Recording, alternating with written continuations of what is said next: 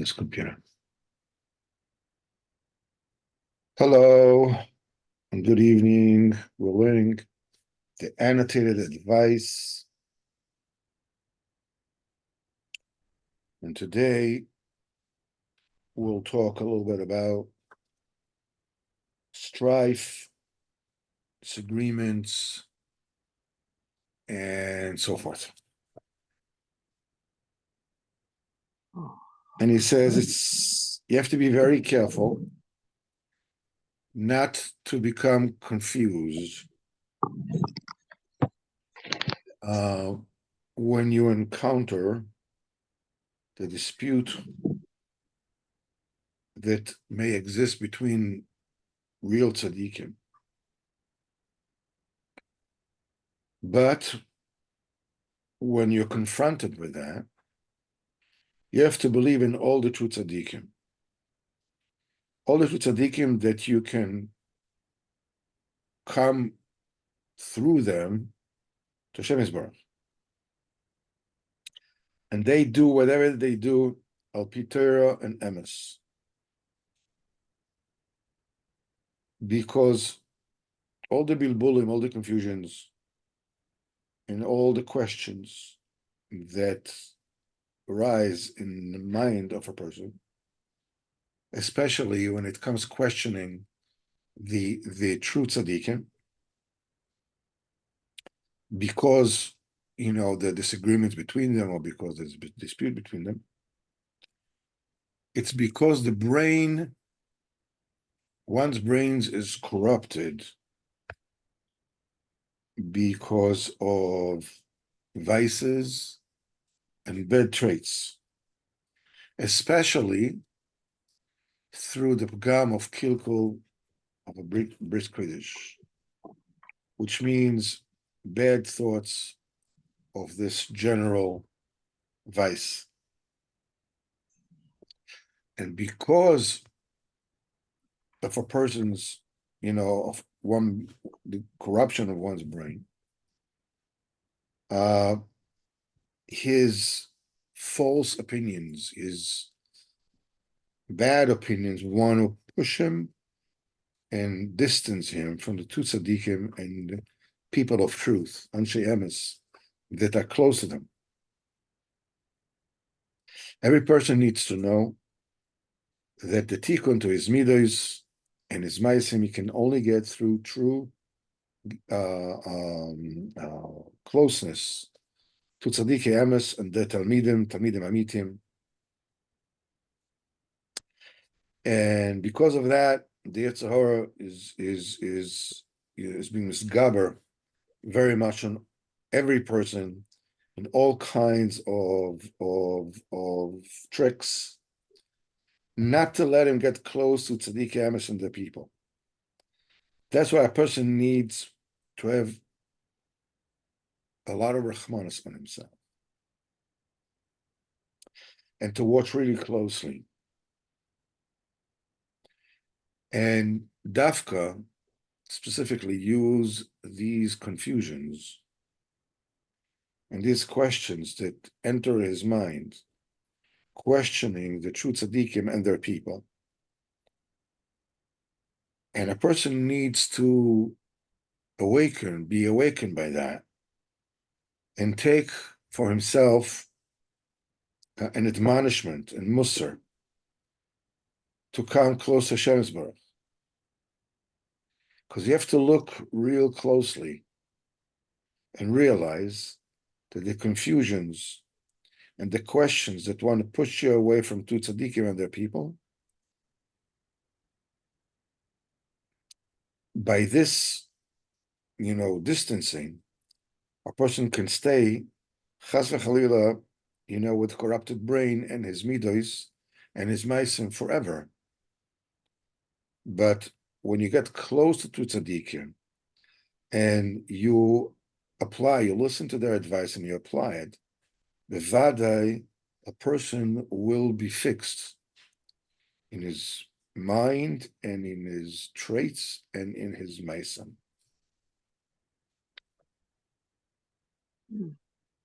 What says you?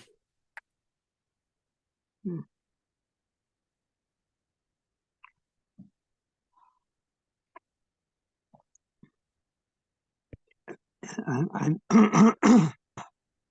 I'm a little unclear when there are, you know, the disputes and contradictions between tzaddikim.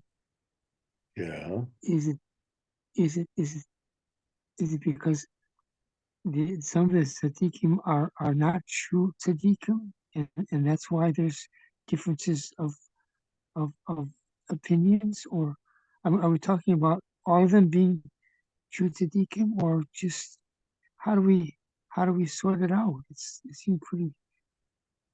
seems confusing, and I'm not sure. We're speaking specifically only about true tzaddikim. We're not interested in people and make believe tzaddikim. We're saying that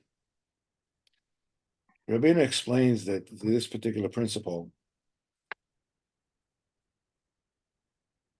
uh, it works as follows.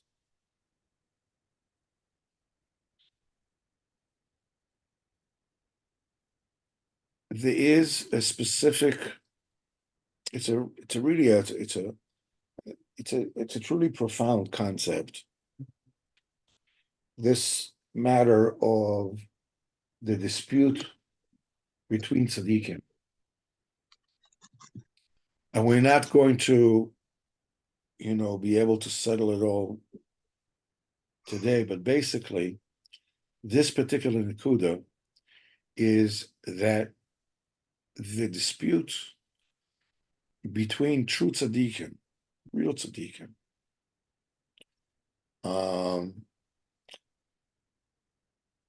is there not because one of them must be wrong, right? I mean, they disagree. One of them says that this is wrong, the other one says that this is wrong, and so one of them must be wrong, right? Right, right. Now, the answer is no. The point is that the machloikis between the true tzaddikim is because when a person has damaged his mind with pgama bris, with vices, with midasros,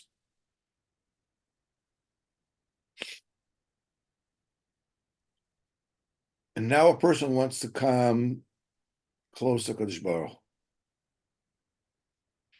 So the question, Mishamayim is like, we feel like we're doing Kadosh Baruch Hu a favor by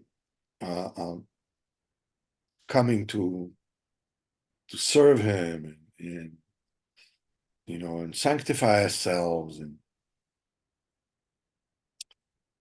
But the truth is, the fact that we have allowed immoral thoughts into our mind, we have got into habits of living the life of this world for the sake of the living in this world, what tastes good, what feels good. And we got into the habit of taking care of number one, and using other people and putting ourselves first and so forth and so on. Now we want suddenly, okay, now I want to make tshuva. Now I want to get close to Kodesh Baruch Hu. I want to get close to the Tzadikei Emes. Which means after a person has done all the avos in the world, now he wants to get the Nobel Peace Prize, or now, I don't know, whatever notion you want to take. There's a big kitcher of Mishamayim. The Yetzer Hara doesn't let. What do you mean? A person that did all that, he did all this to his mind, into his midas, into his maisen. Now suddenly he wants to get into Gan Eden in a Cadillac? Excuse me. That's a chutzpah. So that that person has to be tested. That person has to withstand a test where the thing that is actually going to be impeding his way to get to the true tzaddikim is his own mind. Being that the person has damaged his own mind by allowing uh, uh, lascivious thoughts in his mind, immoral thoughts in his mind, and deeds and midas.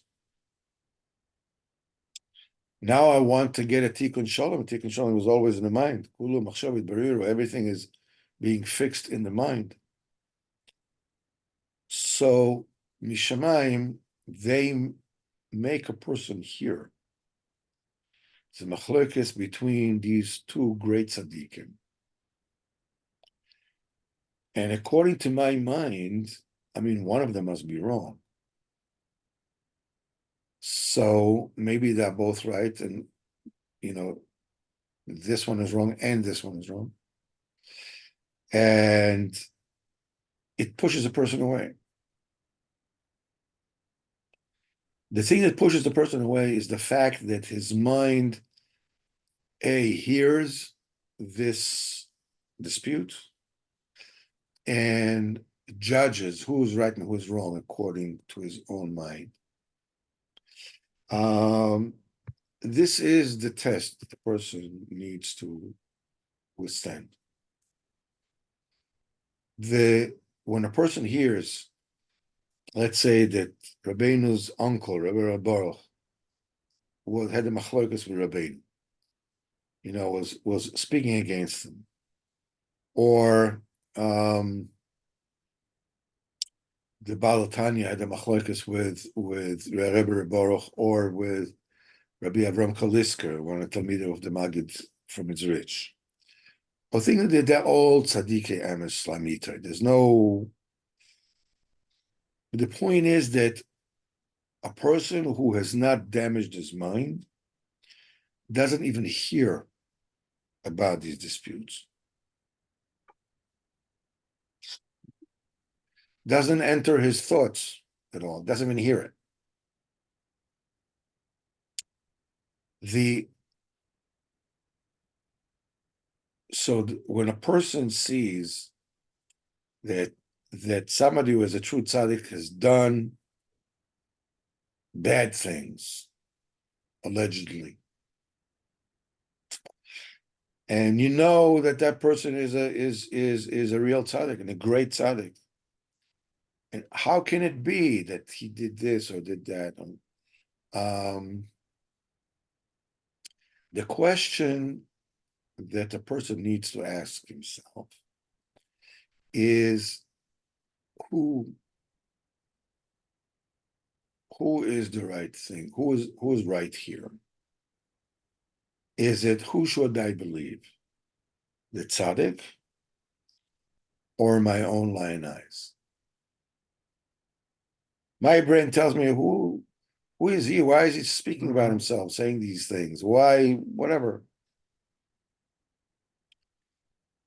And Rabbeinu is telling you this is when you hear the argument between the tzaddikim, the true tzaddikim, with this mishamayim, they are letting you know that you have damaged your mind. You have corrupted your mind. Listening to things you shouldn't have, watching things you shouldn't have, thinking things you shouldn't have, saying things you shouldn't have. So now you look at this El Chayidin, this Anshe Emes, and you say, no. They're dead wrong. Is it them who are wrong, or is my mind is a magnet for schmutz? Because Rabbeinu says if your mind would have been clean, you wouldn't even hear about the Machlokes Tzaddikim.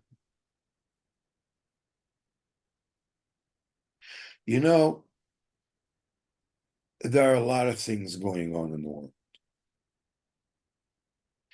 and you hear only a minuscule, I mean, a billionth of what's going on. The mind has this kind of almost like a radar that captures a receiver that captures, very specific frequencies, which oscillate with the crystals, in my mind. Uh, some people hear all about who killed whom and who did wrong and who's at fault. And it's because the mind is pre-programmed to capture that. And so far and so on. So what he's saying here is that when you hear that real tzaddikim are ostensibly, allegedly arguing amongst themselves, it hasn't nothing to do with them. It only has to do with you. Mhm.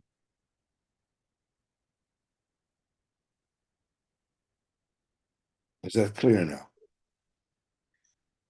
It's yes, it's a lot clearer, a lot clearer. And then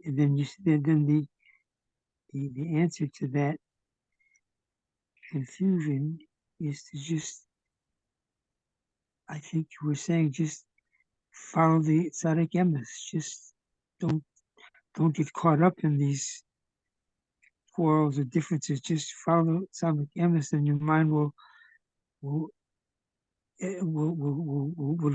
get clear on its own. You don't tackle them. You just That's right. sort of youth, huh? That's right. But it's right. It's absolutely right. But he's saying even more than that. He's saying that Mishamayim, they're doing you a favor by letting you hear about this argument. Mhm. Uh-huh. So that you can realize there's something wrong in your own mind, in your own midas, in your own meisim. Uh-huh. This is how they let you know. They say, it used to be, I saw in Siach Safek Kodesh that it says,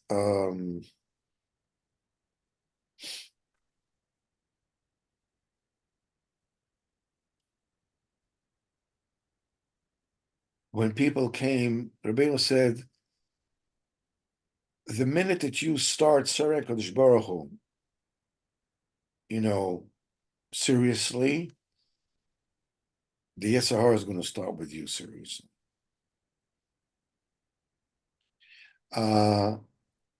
Some people came, from a certain village or town, was not far from Rabbeinu. Rabbeinu asked them, how are things with the people of the town?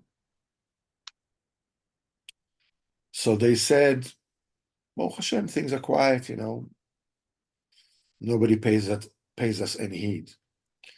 So Rabbeinu says, things are quiet in your town is because you are quiet in your Avodas Hashem. Mm-hmm.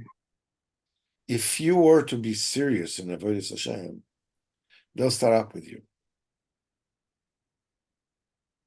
Mm-hmm. You can see the same thing with a person's wife. Eselo Eza Kenegdoi. I'll give him an assist against him. An assistance against him. So what is it? An assistance or it's against him? The answer is it's an assistance by how? By being against him. Mm-hmm. The against a person, the against it, it's always an assist. I mean, they don't mean it as an assist. I'm not talking about the wife. So, I mean, the people that are cholak on person, they mean it, in a mean way. But because what are they got to do with you if you only want to serve HaKadosh Baruch Hu? You know, what connection do you have with them? What businesses of theirs? You know, what are you doing in their mouths? Why are they speaking about you? You don't speak about them. Why do they speak about you? Not you personally, but I'm saying it. But the thing is that the minute a person is serious, this is where the obstacles start. When a person, when a person gets when a person gets into a Avodas Hashem, it's the same like a person who wants to build a new city. As long as he's just, living in his apartment, whatever it is, he's having a 9 to 5 job, or everything is okay. Suddenly you want to build a whole city. Can you imagine what kind of impediments is going to stand on his way? The more things you want to accomplish, the more impediments you're going to have. And it is by overcoming the obstacles, that you're going to accomplish whatever it is that you want to accomplish. Say you want to build a house, okay? I mean, as long as you don't want to build a house, no problem. You go to somebody, you rent an apartment, okay, whatever, you have a house.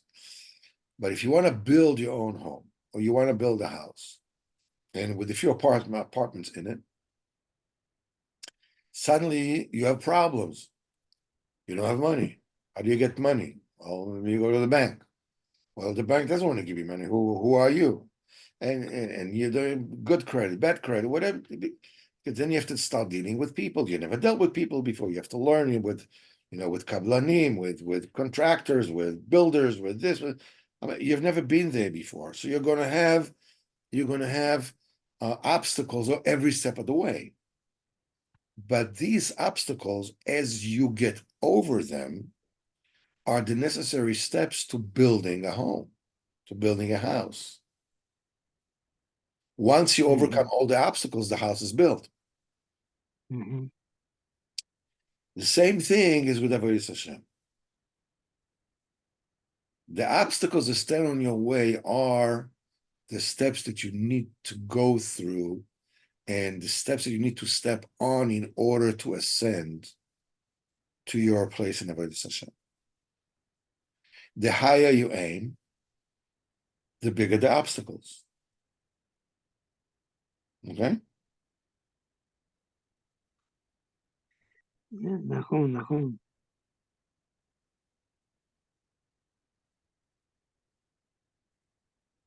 Okay. So Yeah, the obstacles are really a signal to you that you're on the right path. that's right. You're on the right Uh-huh. path. And the thing is that you have to understand what is the message that you're getting. Is the message that you're getting is that, come on, this is not for me. Or is the message is that, no, I'm the right path. I'm supposed to, this is exactly what I'm supposed to tackle. Uh-huh. Because sometimes it's this and sometimes it's that. The only way that you can actually assure that you know which is by acting on the advice of tzaddikim and their students, their pupils.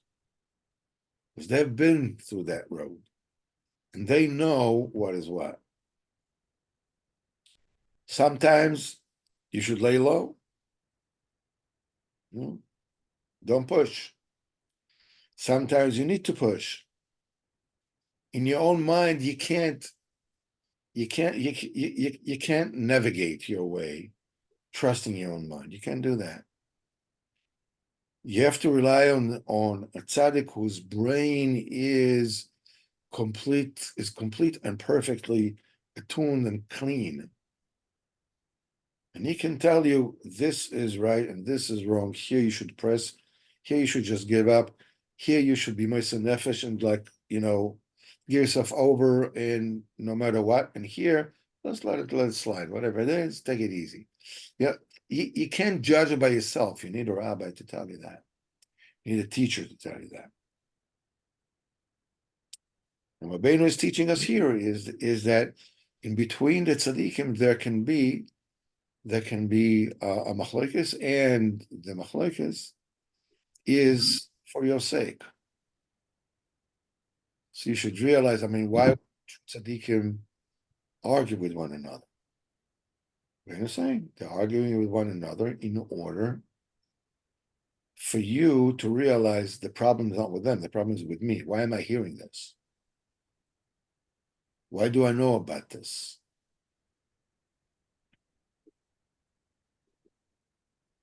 Wow. Really, Realize that it means that there's an infection, there's an inflammation somewhere by me, in my own mind. mhm, mhm, Otherwise, I wouldn't hear all these things. mhm. Okay, let's take another little Eitzah.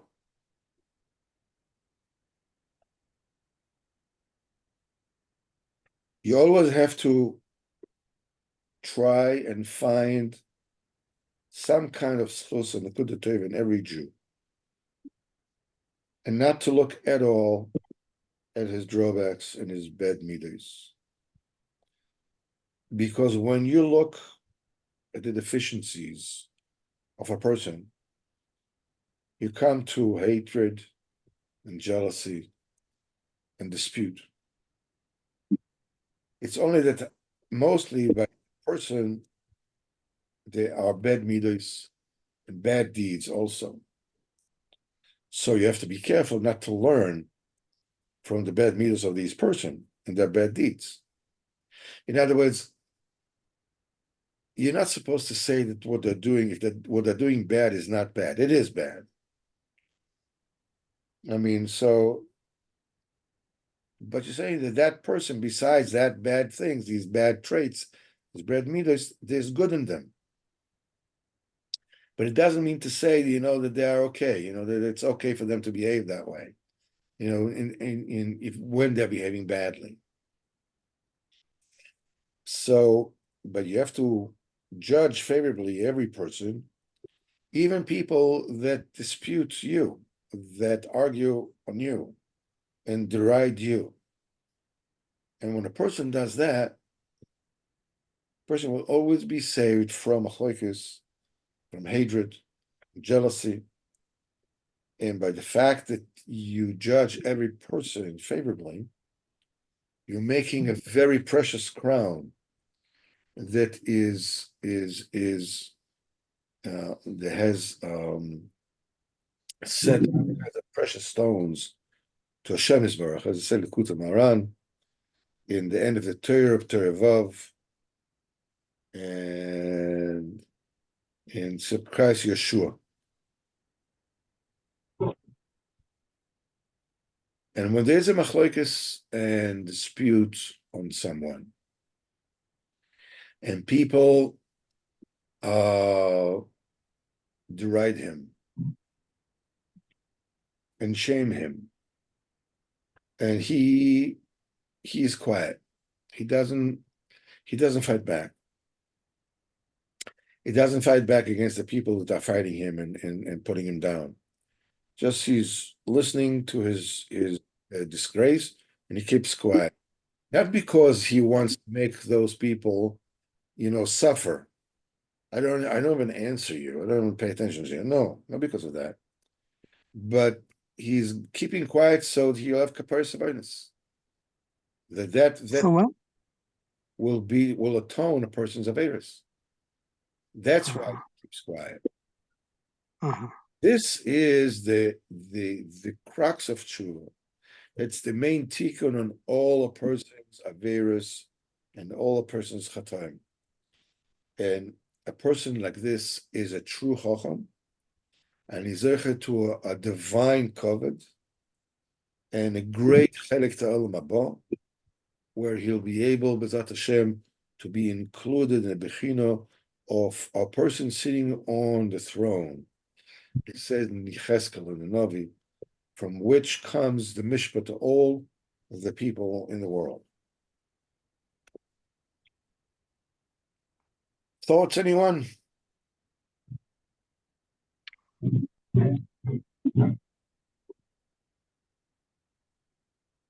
Hello, hello.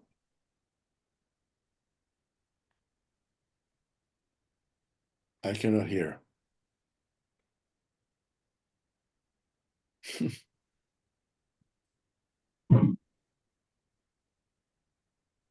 Rabbi Wise, you have any thoughts on that?